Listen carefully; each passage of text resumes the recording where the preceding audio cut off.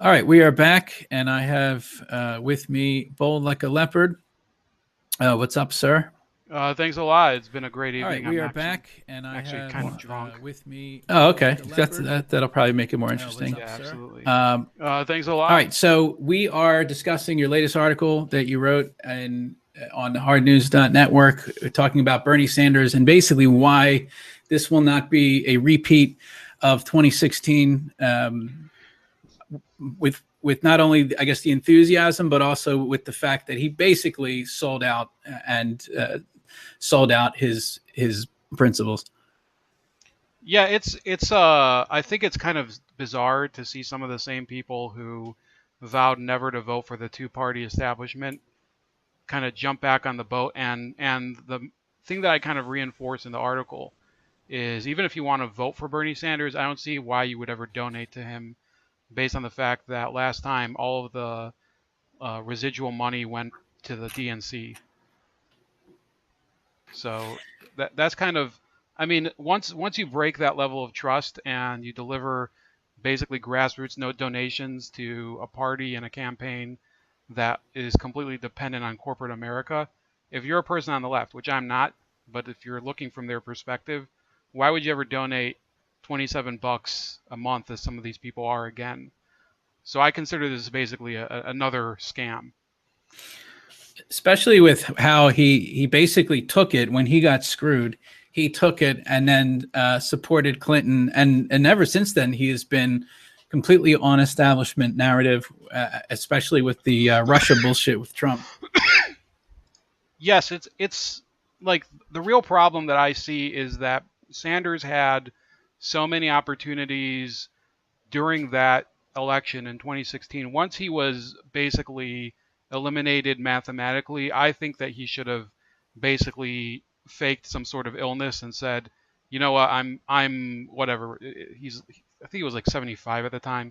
He should have Yeah, said, "I don't have the I don't like he should have made a stupid Larry David voice and said that he's gonna go eat soup on the beach over in California or something because like essentially if you look at what has happened since then and this is from the perspective of progressives, this isn't the perspective from of Bold Like a Leopard or any of the edge lords or you know any like Marco Rubio or any right winger, but if you look at the way the DNC has treated actual progressive influencers within the Democratic Party, they've basically sidelined them, and all the people that were on Sanders' representative list to the platform committee were purged after Tom Perez took over the party.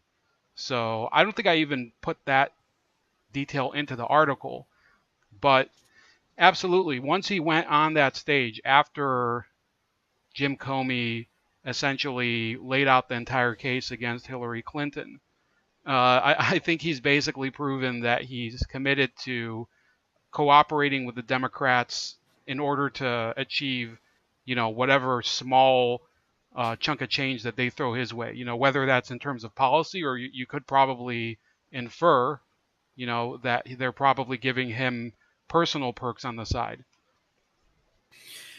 yeah, and there seems to be no acknowledgement still to any of the people that supported him and were unhappy with how he was treated by the DNC. They seem to treat those people with derision and just act like they need to just. I mean, it was like this during the election. You just need to suck it up and vote for Hillary Clinton. They've almost viewed these people as like adversarial at this point. Well, I mean that's kind of an area where I mean I guess I'd ask your opinion too because I see a lot of the same people that were really frenzied in 2016.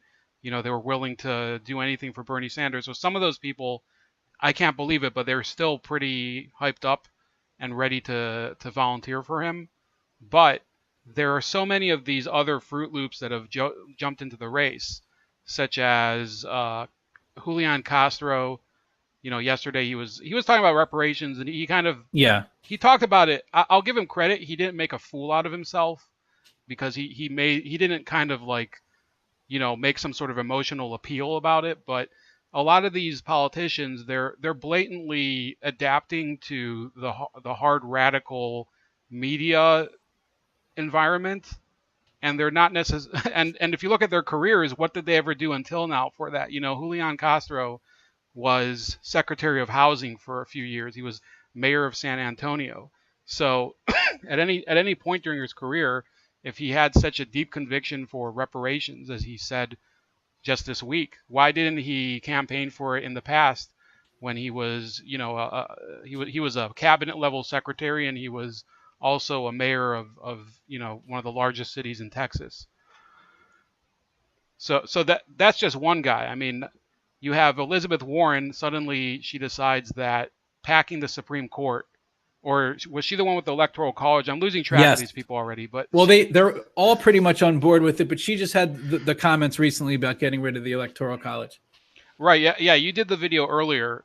I think you released it in the morning, and all of these other candidates are now basically they're doing their own moonshot for the most ridiculous idea of how to throw away something that's kind of been accepted as part of the American political system, because they all want it. Bernie Sanders made it stylish to look revolutionary, but all these people are imitators, and I think he's also become an imitator. Yeah, he also it seems like with some of the shit that he's been saying that he thinks that he might have lost because he didn't play up identity politics enough, because he talks way more now about like I mean, I guess it was during the election when he made the comment about white people didn't know how it was to be poor. So I guess he still talked about it, but it seems like now he's completely eating that up, and there's no way they're going to get the same amount of support with that narrative, and not doing anything with the disaffected supporters. Now, you have some videos attached to the article. So if you want to like mention anything else, and then we can get to what the first video here is. Yeah, there was the town hall. So before we get into that, the town hall Sure. they did with CNN is exactly an example of what you're talking about, with him adapting more to identity politics, because the people who were progressives noticed that a lot of the voices that were from the audience seemed pretty scripted. And then did you see the story when it came out that most of them were local area Democratic functionaries? Yeah. So I don't believe that was really a mistake on like Sanders probably knew that, and he is basically kind of he's like an actor, and the DNC is like the director. So they're steering the entire conversation. Like some of those conversations have to do with race, you know, talking about, for example, Islamophobia, Yeah. which is you know, it isn't a race, but you know, for Right. argument's sake, it is. And there was also a lot of talk about illegal immigration, which used to be a policy that he opposed. And then also in the town hall, there was they brought up the whole Me Too nonsense, where if you remember, there were accusations that Bernie Sanders, I think this is even in the article later, but there were accusations that he didn't deal with these allegations of sexual assault personally. Like Bernie Sanders, who's this, you know, he can barely probably get up the stairs. He's supposed to go and conduct some sort of tribunal. I mean, it's and you know, this is me defending him, you know. So I could give a shit about him, honestly. If he chokes on a pretzel, I probably would, you know, put a chair up against the door and leave. So it's like I think that he knows that the DNC is kind of painting him into the corner, and he's perfectly fine with it, and he's part of the program now. But I did include in the article his his endorsement speech of Hillary Clinton. So, you know, maybe we could go through that if you want and see. I mean, the body language was pretty funny.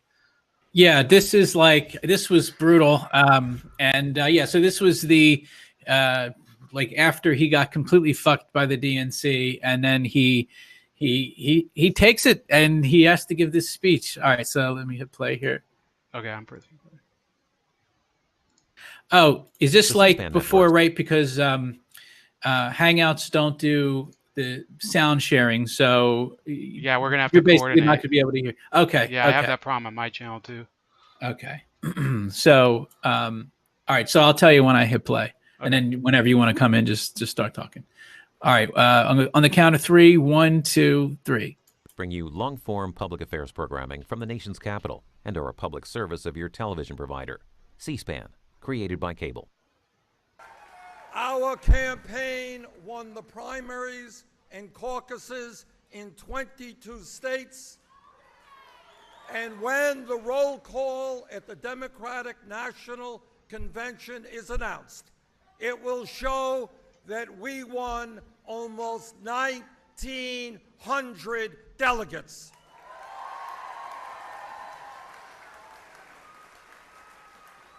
Far more than almost anyone thought we could win. But it is not enough to win the nomination. Secretary Clinton goes into the convention with 389 more pledged delegates than we have, and a lot more superdelegates.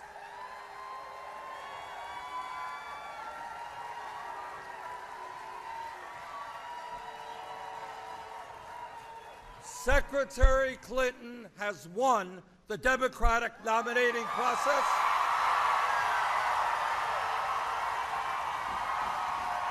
Yeah. So pause. Yeah. Yeah, I mean, you can tell he's basically appearing before one of her trained crowds. I mean, Sure.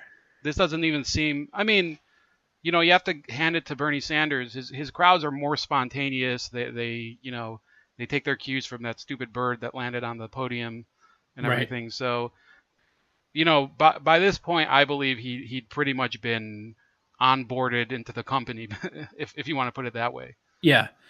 It would have been chaos if he would have done this at the convention, because the convention, that was crazy when they like, I remember Sarah Silverman started yelling at the crowd and they were like, "You Bernie people are being ridiculous," and it was definitely a lot of the crowd was upset about what happened.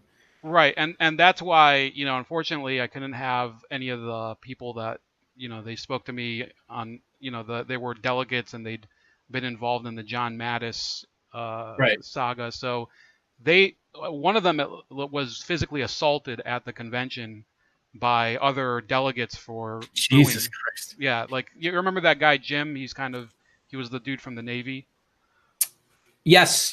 So he'd been, you know, he was being shoved like the entire time by people at the convention, and you know, the whole mood over there. I mean, that's the difference, because over there they couldn't keep those people out because they'd been duly elected by the process. So in this case, with this video we're watching now, he's basically standing there as her, you know, the moose on her mantle. Yeah, and I imagine they properly screened to make sure that only her supporters would be in there, or at least majority of her supporters. Yeah, absolutely. All right, I'm going to hit play again on the count of 3. 1, 2, 3.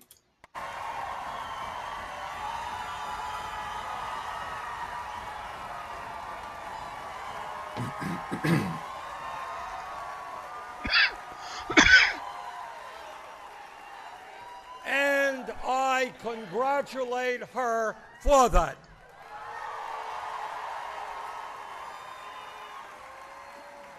She will be the Democratic nominee for president. And I intend to do everything I can to make certain she will be the next president of the United States.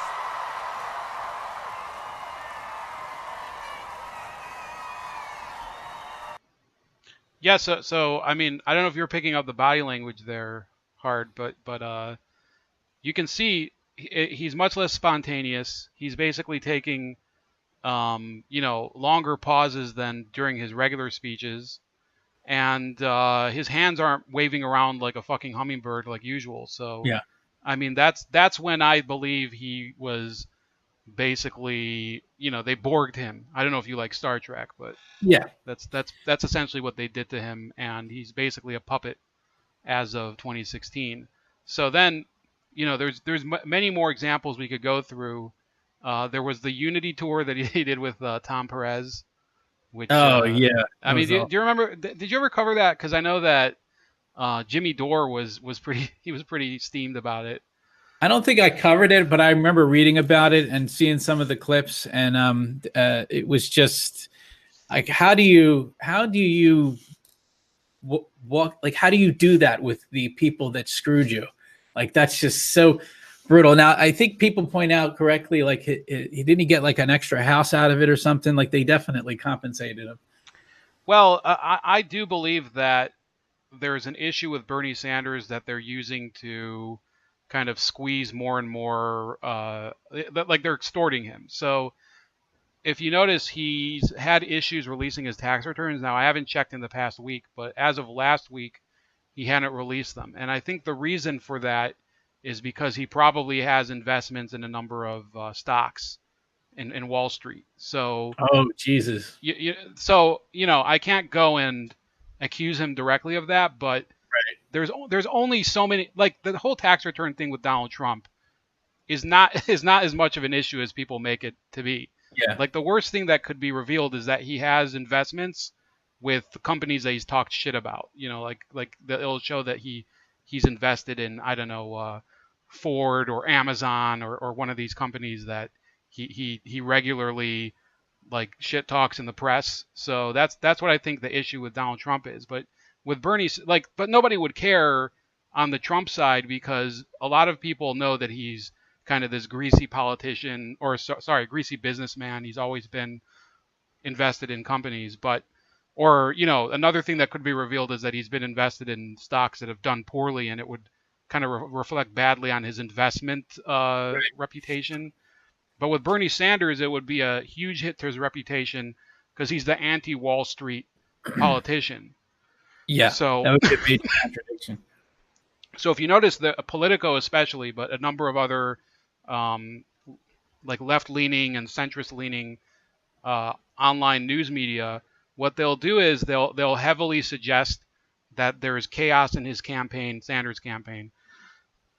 They'll talk about his tax returns and things like that because they likely have an inkling as to what he's really trying to hide, which, in the grand scheme of things, it's not that big of a deal if a politician is invested in Wall Street. Now, the worst case scenario, and I don't know if you guys have thought of this, you and Winston, but if he is on some sort of financial services committee and he had insider knowledge of some sort of new legislation that would affect the stock market, and he invested accordingly, that could be damaging to his, to his campaign as well. Possibly also have legal ramifications. Right. Although I think there's some sort of exception in the Senate. That's convenient.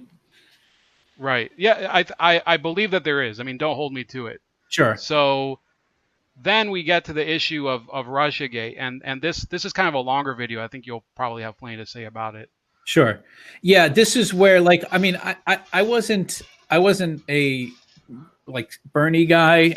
So like the whole thing with Clinton, I saw the injustice in it. But the shit that really pissed me off about Bernie was when he went full blown on narrative with Russia and Trump's a racist and played identity politics really strong. All right, so yeah, this is the next video. This was when he introduced the resolution to protect America. This was after Helsinki. I'm going to play it on the count of 3. 1, 2, 3. Mr. President, I rise to speak about a matter of extraordinary importance to the future of American democracy and, in fact, democracies all over the world. At the Helsinki summit on Monday, President Trump embarrassed our country, undermined American values, and openly sided with Russia's authoritarian leader, Vladimir Putin, against the U.S. intelligence community's unanimous assessment that Russia interfered in the 2016 presidential election. All right, pause. Sure. So you can already tell. I mean, so this is a question to lefty America. Does the Bernie Sanders you vote for, does he base his public statements on stuff that the American intelligence community has said about Russia? Or, I mean, this is a guy who in the 80s went to Nicaragua and essentially trashed President Reagan, talked about how Nicaragua needs to do better PR. You know, this country that was a Marxist, Leninist state at the time. Who is he to talk about this? You would think that he would be one of the people who would push back on this Russia stuff. Yeah, he was completely on narrative. That was straight out of an MSNBC segment. This was total deep state narrative, basically. All right, I'm going to play it again. 1, 2, 3. Senator John McCain is right when he said it was, and I quote, one of the most disgraceful performances by an American president in memory. The damage inflicted by President Trump's naivete, egotism, false equivalence, and sympathy for autocrats is difficult to calculate. But it is clear that the summit in Helsinki was a tragic mistake, end quote. That's not Bernie Sanders talking. That is former Republican presidential candidate, Senator John McCain. On Tuesday, after a strong... So yeah, I just paused it. Sure. So John McCain, can you think of a person who's more hated among the anti-war crowd? Yeah, McCain. Besides this, I mean, maybe Bush, Cheney, and Colin Powell, but you know, John McCain is way up there. So, you know, this is just another, like, first of all, I have to believe, being as it is that he's in the Senate and he sees all of the stupid shenanigans that all the other senators do, he probably knew that John McCain was lying about the piss dossier. Mm-hmm. So, you know, this is him as like this is him beyond like linking up with the DNC, which is what was illustrated from the video of him endorsing Clinton. This is him linking up with the intelligence establishment. It's almost like he was like, you know what? I'm old. Fuck it. I'm going to retire. So I'm going to just do what they want for the rest of my days and be the puppet.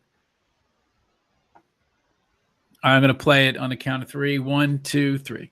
Strong international backlash. Trump, in a bizarre statement, claimed that he misspoke and, of course, blamed the media for reporting what he said. Even then, he could not help but suggest that the electoral interference, quote, could be other people also, end quote, and not just Russia. And then in an interview last night, Trump changed his answer yet again and acknowledged in the meekest way possible that, yes, Russia meddled in our election, and as the leader of Russia, Vladimir Putin is responsible. Well, this is a step forward, but it is not remotely sufficient.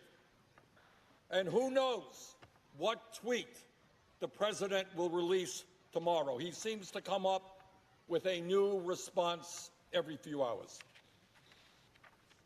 Mr. President, today we face an unprecedented situation of a president who, for whatever reason, refuses to acknowledge the full scope of the threat to American democracy.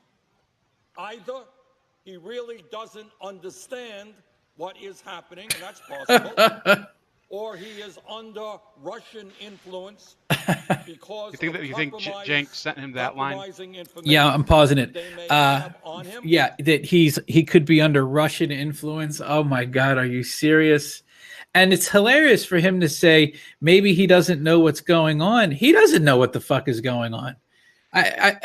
The idea that Russia hacked the election, that's total bullshit. Bernie doesn't know what's going on. That's really unbelievable. I don't give him that much slack. I really do. Like, I believe that Bernie Sanders knows that all of the stuff that he's feeding into the microphone is complete propaganda, because it's hard for me to believe. Like, first of all, this, like, I, like you, thought that it might be that he's just clueless, but last year when, I discovered that whole thing where Politico and Maddow were claiming that his own campaign was infiltrated by Russia, and there were these fake activists, he had to have like made a few phone calls and like asked, who are these people who were in my campaign that were claiming that Russia hacked the campaign? And if he didn't do that, if he didn't call the people that were in his campaign and to verify that, for example, John Mattis or the other people like John Mattis were basically infiltrators, then he's not fit to be president, because he's essentially allowed, and this was something I was going to go into a little later, but he allowed the Brock machine to infiltrate his campaign and destroy it from within, and he's letting it happen again. And I don't know if he has any way to prevent it, but he's basically putting on a face for the public where, like, if people believe what he's saying right now, they really deserve the suffering they're going to get. Yeah, I mean, the idea that they would be going on such a low level of information that they wouldn't know. Yeah, I find that hard to believe. I mean, I think if we know, how do they not know? Like, I just, that would be a unbelievable level of naivety, or just incompetence. Yeah, it would. Yeah, absolutely. All right, I'm going to play it on 3. 1, 2, 3. Or because he is ultimately more sympathetic to Russia's authoritarian oligarchic form of government than he is to American democracy. Whatever the reason, Congress must act now. Democrats must act. Republicans must act if we are serious about preserving American democracy. We must demand, and I know this is a radical idea, but demand that the President of the United States represent the interests of the American people and not Russia. Now, let us be as clear as we can be. Russia has been interfering not only in U.S. elections, but in the elections of other democracies, the United Kingdom, bullshit, France, Germany. And I just want to reiterate, this really is not a democratic resolution. If there is any resolution that should be bipartisan, this is it. I want to pause it at. Sure. So yeah, you objected, of course, to claiming that Russia's trying to meddle in other countries' elections too, which, Russia's effect is probably not very big, but I have, for example, this is something that Neera Tanden, who was the biggest Bernie hater in the Clinton campaign, she was basically talking about this in regards to the French election, which was just a huge joke. They were trying to claim that Russia was behind Marine Le Pen, which, what connection would you see there? The only connection that you could see is that Russia is not crazy about the EU. So you've like every single sentence. This is why I let it drift, because I could go after every sentence, HB, and show you this is the Bernie that's changed from the Bernie before. He was saying that Trump doesn't have any belief in American democratic institutions because he loves autocratic, authoritarian governments. But Bernie Sanders, his entire career, has kind of coddled authoritarian, autocratic governments that they're socialist. So it's literally the pot calling the kettle black, and it's somebody he looks like he's basically been conditioned by, CIA people, so possibly somebody like John Brennan has had like conversations with him. Yeah, he just gave up. I think he just gave up, and he's just being obedient now. All right, I'm going to play it on the count of 3. 1, 2, 3. Democracy, I know that. We believe in democracy, and together we and the American people must make it clear that we will not allow Russia or any other country on earth to undermine our democracy. And let us be clear that Russia has not just been interfering in U.S. elections, but in elections of other democracies around the world, the United Kingdom, France, Germany, to name just a few countries. Russia's goal is to advance its own interest by weakening the transatlantic alliance of democracies that arose after World War II, while also inflaming internal divisions in our country as well as other countries. We should also be clear that this interference is directed from the very highest levels of the Russian government. Last week, Special Counsel Mueller announced a set of indictments of 12 members of Russia's military intelligence service, the GRU. There can be no doubt that given the nature of the Russian government, Vladimir Putin was directly involved in this effort. But our concern is not only what has already happened, more importantly, it is what could happen in the future. What happened in 2016 was an outrage, but we have got to make sure it does not happen in 2018 and future elections. Last week, Director of All right, pause it. Sure. So, you know, this is like him. I mean, remember what happened with Roy Moore, and Yeah. there was this is an issue that Tim Pool has raised repeatedly. There was a company that used the same tactics. Yeah, New Knowledge. Sorry, I keep forgetting who they are. New Knowledge, and also with regards to what could happen in the future. So they keep this is like the bait and switch here. And they keep warning about Russia, which, you know, I think everybody acknowledges that Russia isn't, like, you know, the greatest country to be Sure. friends with at the moment. But the real problem is that they're changing all of the rules for the election while they're simultaneously claiming that Russia is threatening the election integrity. So they're talking about changing voting age, talking about no voter ID, talking about issues like disbanding the Electoral College, Yeah. things like that. So who are they to pass any judgment on Vladimir Putin, who hasn't tried any of those things yet? So, like, you could probably say that the Democrats have been doing more to undermine the clean election process than Vladimir Putin could ever even dream to do. They also argue that Donald Trump is always violating constitutional norms, and but apparently wanting to do away with the electoral college and wanting to lower the voting age. Like, apparently those have nothing to do with the constitutional norms. It's clear double standard. Well, yeah, that's something that they are, you know, what they're talking about now. I mean, did we mention this already today? The court packing is a huge violation of it's a violation of political norms, because you can expand the Supreme Court, but there's never been an expansion that has to do with political goals. It's always been due to territorial expansion, and in order to kind of make the court system, you know, it used to be, of course, we didn't have any districts over in Utah or states that there weren't any people, so you had to create districts and circuit courts and courts of appeals over there. Now they're trying to do this court packing blatantly because they just don't like the composition of the court. Yeah. That's a violation of the of constitutional norms. Yeah. Yeah, it's Zelensky tactics. You scream at your opponent and point to them and say they're doing the exact same thing you're doing. All right, I'm gonna play it again on the count of 3. 1, 2, 3.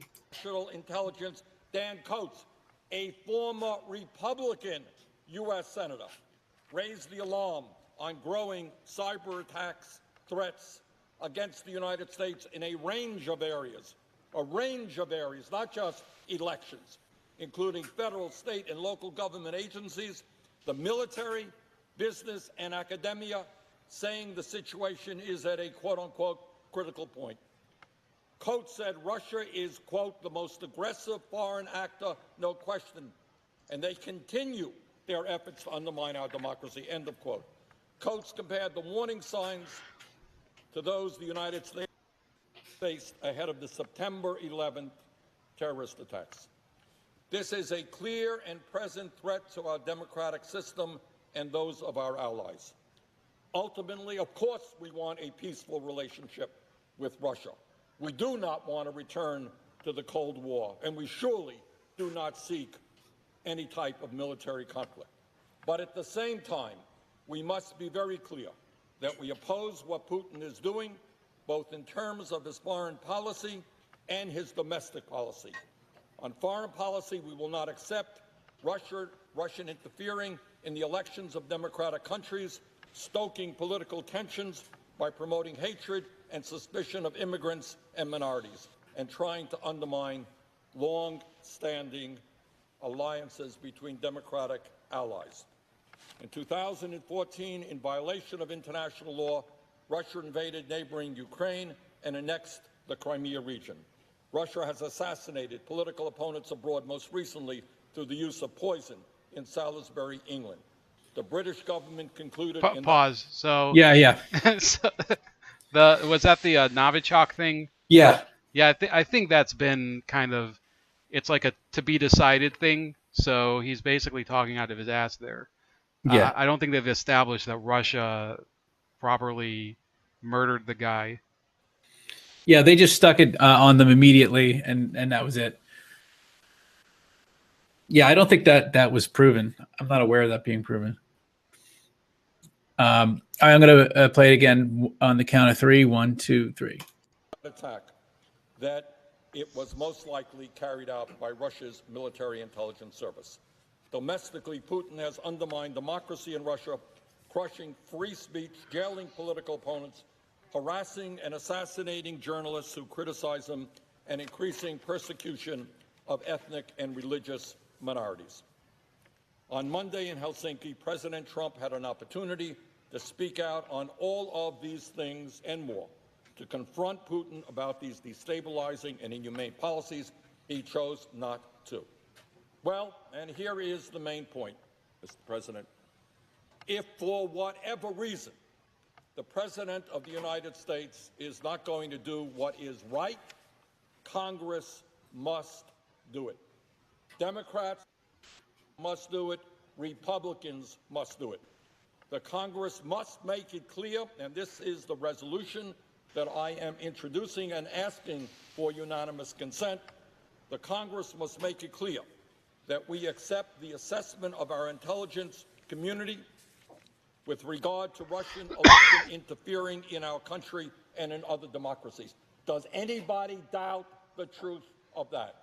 The Congress must move aggressively to protect our election system from interference by Russia or any foreign power.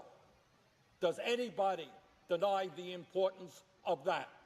The Congress must demand that the sanctions against Russia, as the Democratic leader mentioned, passing with 98 votes, be fully implemented. 98 votes on that issue.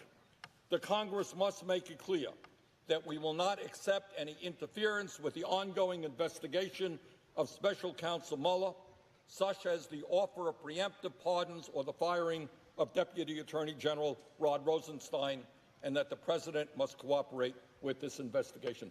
Time and time again, I've heard Republicans, including leaders. Sure. So if you hear like all those different clauses that he wanted to mention, the only one that Congress really should have any power over is levying sanctions. Okay, not that they should levy sanctions like whenever they want to, but that is kind of one of the things that Congress has a role in defining those. But all the other things are, they're encroachments on traditional purviews of the executive branch. Okay, so kind of going and defining specific case approaches at the Department of Justice, like with the Mueller probe, that's not Congress's role. Right. Like if how everybody's talking about appointing a special counsel to investigate the special counsel. So like the Republican congressmen like Matt Gaetz and Jim Jordan, they can go on TV and they can call for it, right? But they can't introduce a bill to do it because only the Attorney General or like another Justice Department official like Rod Rosenstein could do that. They can appoint special counsels. I think the president could probably appoint a special counsel as well. Yeah, they're trying to basically take the powers that Trump has as president away from him, or act as if when he exercises them, he's doing something illegal or wrong. It's ridiculous. Yeah, they're usurping him. Yeah, all the while screaming that Trump's the one violating constitutional norms. It's an effective tactic. It's definitely an effective tactic. I'm going to play it on the count of three. 1, 2, 3. Make it clear that there should not be an interference in that investigation. Nothing new here on that point. And finally, nothing new here either. The Congress must make it clear to President Trump that his job is to protect the values that millions of Americans struggled, fought, and died to defend: justice, democracy, and equality. That he is the President of the United States, and his job is to protect the interests of the American people, not Russia. Tweets, comments, and press conferences, and I know many of my Republican colleagues have been engaged in those activities. They are fine, they're constructive. But we need more from Republican senators. It is time for the Senate to rein in the president's dangerous behavior. If their leadership, Senator McConnell, will not allow votes on this extraordinarily important matter, then my Republican colleagues must join with Democrats to make it happen, or all of their fine-sounding Yeah, Rand Paul. Senator from Kentucky. Trump derangement syndrome has officially come to the Senate. I think I'm a few seconds The behind you. hatred for the president. Oh, Rand Paul is so just intense absolutely that partisans would great rather opener. risk war Great opener. than give diplomacy. Yeah, a I chance. paused it where he said Trump derangement syndrome has come to the Senate, and then he said another sentence after that. Yeah. I mean, if you want to, you can go through that. I've seen the Rand Paul reaction, which, I am a Rand Paul kind of supporter mostly. So, I'm not going to go and basically advertise for him here today, because I think the focus, he's not running for president, and Right. The real issue I'm seeing here, and I think most I watch your viewers and stuff like that, what their opinion is, and most of them would probably agree that there's a couple candidates that have the potential to see through the Russiagate nonsense, such as Tulsi Gabbard. Yeah. But those are people that the DNC hasn't managed to kind of, body snatch yet. Right. But with Bernie, that's the most dangerous part, because think about what we've been talking about so far. We've been talking about all these changes to the form of government, such as popular vote and lowering the voting age and no ID, and what was the other one? I mean, there's so many of them. The electoral college. Yeah. So and meanwhile, he's parroting the talking points of the CIA and intelligence community establishment. Yeah. So he's essentially creating the exact type of authoritarian dictatorship that that he's accusing Russia of having, which, let's be honest, they kind of are. But sure. The problem with this whole Sanders campaign is that people are buying into an illusion of somebody who just isn't the same person, and they should remember. So let's say he got elected president, and he's 79 years old the day he gets inaugurated. Yeah. And he croaks within the first 2 years he's in office. Who's the wacko that's going to take over for him? If let's say his running mate was to be, I don't know, Cory Booker or something. so basically he's already a stooge. His vice president is going to be a stooge of the intelligence communities. And if they have if they have congressional majorities, they can implement a lot of these acts and this censorship that we're all talking about, and you talk about very often, and you see there's talk about it on Sargon's channel and things like that. It's going to go into a whole new level of overdrive. Yeah. They'll probably they would probably make him have Kamala Harris as the VP. Yeah, there's almost no way I think they would tolerate a ticket without at least one woman this time. I think they're going to push that. But it's the same. I mean, your point is well made, and it's the same point whether it's Harris, Booker. It doesn't matter. It's going to be an establishment shill, and Right, they'll just go along with whatever. yeah, that's kind of, I mean, let's think about on the Trump side, you know, to be fair, Mike Pence, I don't really like Mike Pence that much. So if Mike Pence were to suddenly come into power, he's been in the defense establishment, he's been in Congress. Oh, sure, he'll go along. Yeah, he'd be completely fine with it. So I mean, I'm not deluding myself that the Republican side is clean of, because I would have voted Libertarian if they had a normal candidate in 2016. Right. But they had some sort of the Geico gecko there. That's crazy. Yeah, it was like a disgrace, and now it's clear. This is another thing. I'm sorry to go off on another tangent. No, that's right. His vice presidential candidate, William Weld, appears to have also been a plant of the establishment. During that election, he essentially started praising Hillary Clinton as if he, excuse me, he knew that she was going to get elected president. And I think that ticket was a draw for conservative votes against Donald Trump. And now William Weld, the same vice presidential candidate, has declared that he's going to run for the Republican nomination against Donald Trump. It's hilarious. That's hilarious. Zero chance. He has zero chance. That'll be funny, though. So, yeah, I don't know how much longer you want to go, but the rest of the article, it does go through all of the different shenanigans that the DNC itself went through that you've talked about with Wasserman Schultz and Donna Brazil, and there was the issue of Tom Perez's run against Keith Ellison. Did you ever cover the debates in that? That was kind of a funny incident over there. Where there which debate? So they had a debate. This is what's ridiculous about the Democratic Party. They wanted to make the DNC chair election transparent. I should have put that video in here.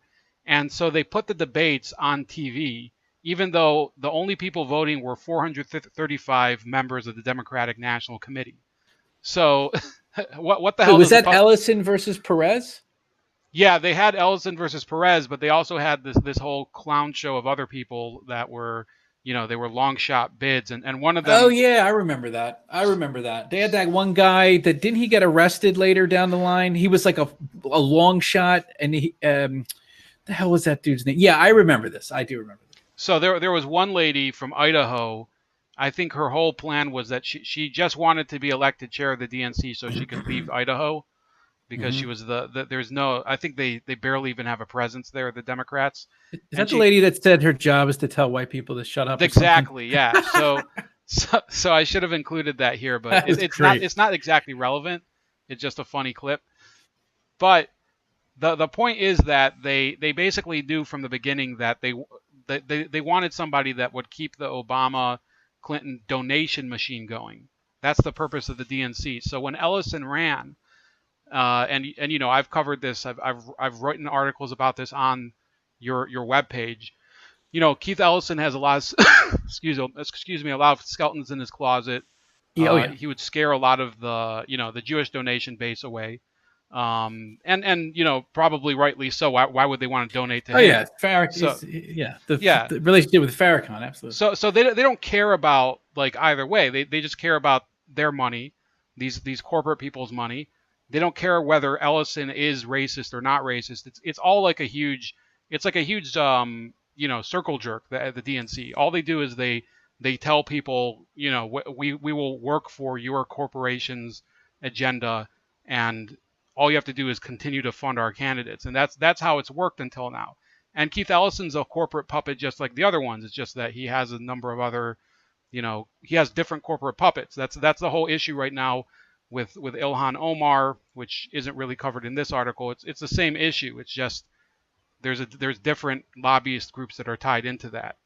So, if you go through this article, I don't know if you want to wrap up now, but sure. It goes through all of the different shenanigans that they did, including Perez endorsing Andrew Cuomo when he said he's not going to endorse people in primary elections, and the DCCC going up, going and donating deliberately against progressive candidates in the primaries.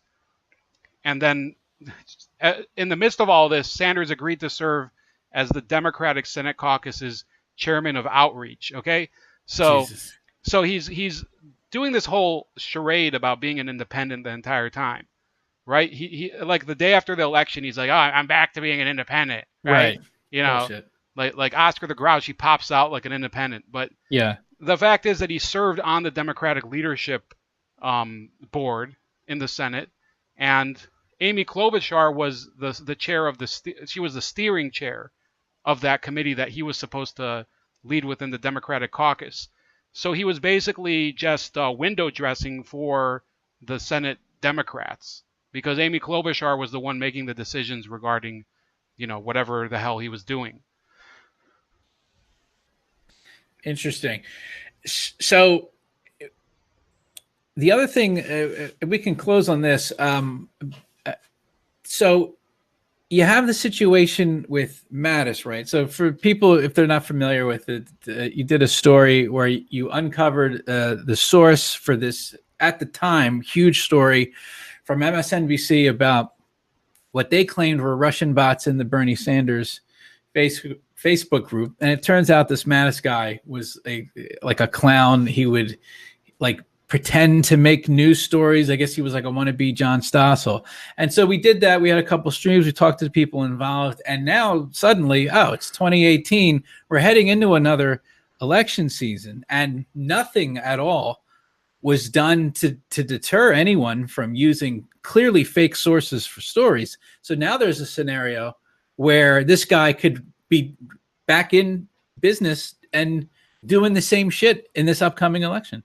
Well, he is back in business, and I wanted to touch on that, even though, this could be kind of an ongoing thing, and yeah, I might actually have to do some footwork eventually, but this is a meetup page that John Mattis organizes, and it has over 1,000 members. I don't know if they're active members because nobody uses Meetup anyway, but maybe for these, right.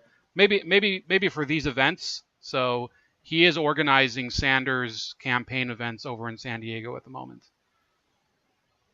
Wait, he's okay, so he's I don't know. Sanders campaign. This is like the key here. I don't know if the Sanders campaign is fully incorporated yet, like formally, but John Mattis is actively campaigning as if he's involved in the campaign, and he's organizing events. Wow, that's fascinating. So that's going to be really interesting. So that's at the grassroots level. Now, the chair of the Sanders campaign at the national level is a guy. I had his name. His name was like Fayez Shakir, I think. So that guy comes from Neera Tanden's organization, the same organization that John Podesta founded, the Center for American Progress. So people thinking that Bernie Sanders knows how to defend himself against the DNC infiltration and stuff like that. He's selected a person who is a DNC infiltrator to be the head of his campaign. What does that say about the people he'll appoint to his cabinet and his vice presidential pick? It's not. Now I think he's going to keep some of these other weirdos that he's always had around. Like some of like Ellison and Zogby, people, and he can pick whoever he wants. I'm not going to run his life for him. I'm not on his side politically. Everybody has the right to vote for whoever they want, and he can run his campaign.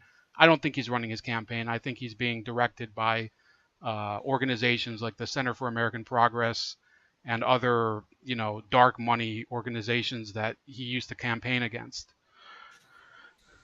Yeah, I mean, and ultimately, at least for now, I think he's going to be just thrown under the bus for Biden, even if he's able to generate the support he did last time, which I don't think he's going to be able to do.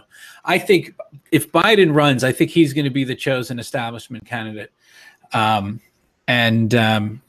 So we'll see. He does poll well, at least among Democrats. I think, and I also think they think that crazily, they think that he could somehow take on Trump's personality, which that's going to completely backfire. He's going to take things too far, like he did already when he said he would beat up Trump. Like you're already losing when you say shit like that. But I think he's going to be the nominee, at least it's early. I mean, it's my early read. And it's going to be crazy because then you also have his just ridiculous behavior with children in clearly public settings, which I would hope people would bring that up. I mean, the media won't cover it, but there's an issue there. I think there's clearly an issue there. It's not like one picture or one video or two videos. It's like you can watch like minutes of videos of him just doing very creepy, inappropriate shit with children. It's mostly little girls, I think. I think it's fucking insane. Yeah, and adult women too. There's also yeah, like he's like very. Styx has talked about this. Like he's got like no sense of awareness when it comes to members of the opposite sex. It's very bizarre, and yeah, I think the problem, like you're listing all of the issues with a Biden candidacy, but remember how first of all they're trying to screw with the rules, and second of all they're trying to censor everyone. So that's the key to the game. I mean, they could put any sort of stick figure on top, and they'll still try to. After all, they put Hillary Clinton. They've had John Kerry run before, who's also a clown. And, and remember, like in this election, they're trying harder because usually they'll have like another moron on the Republican side, like Mitt Romney. Right. So this time they just have to try extra harder because they can't depend on the other side to have another stooge. So like I'm still sharing the screen. Just like one final point, the guy Fayez Shakir, that he appointed his campaign chair, he wrote this article back in 2011 called "What Is Fear Incorporated? The Groups Behind Islamophobia." So he's part of that type of, like, he's an identity politics guy. Sure. Okay. And that's about it. I think I think you're on the same page as me, but the problem is that we're not talking to the audience of people who are donating their money to him, because that's the real shame. People are giving their money basically to a huge Ponzi scam, in my opinion. Yeah. Yeah. Anyway, well, look, good work. I appreciate you coming on. We'll do it again. Just plug your channel and let the people know like what you're currently working on. Yeah, the channel is Bold Like a Leopard on YouTube and BitChute. You can find me on Minds on Gab. It's at Starscream85. And on my channel, you can pretty much find profiles of a lot of these Democratic candidates, and I try to be fair. I don't try to just dump on them like I do on Hard News Network. Sure. No, it's understandable. All right, well, appreciate you coming on. We'll do it again, and enjoy the rest of your evening, sir. Yeah, thanks for the airtime.